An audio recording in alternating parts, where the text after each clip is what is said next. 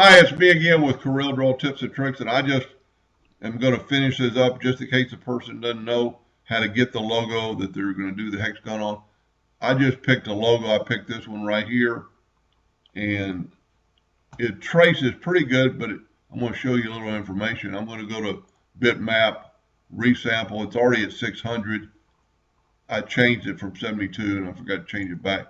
Convert to bitmap, black and white. Now I'm going to make a duplicate of this and bring it down because we're going to trace these two different ways. I'm going to go to bitmap, outline, trace, clip art, and I'm going to let it run and let it do its thing.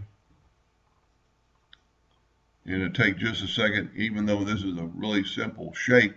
And you could reduplicate this, you could redraw it. But I'm going to hit OK and then move our new logo here. If you look, it didn't trace it very well. I would generally pick a new logo.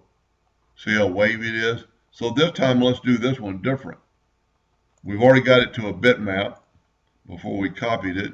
So I'm going to go trace, outline, trace, clip art. But this time I'm going to set my smoothing from 25 to 75.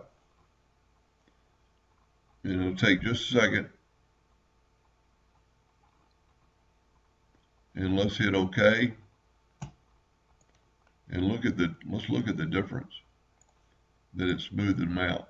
I have some waves, but I don't have near the amount of jiggy part. So let's left click, right click, and you can see the nodes. Now if you have 8x and above, smoothing tool is really cool.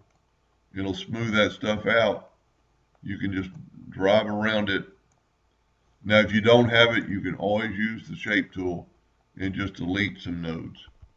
And then you'll get rid, I wouldn't get rid of all the nodes because you're going to start changing the shape.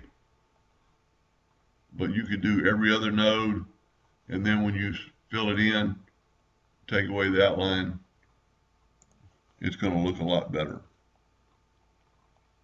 So that's all to get to this logo right here, which is a pretty cool idea. Hope that helped a little bit. Thank you for watching.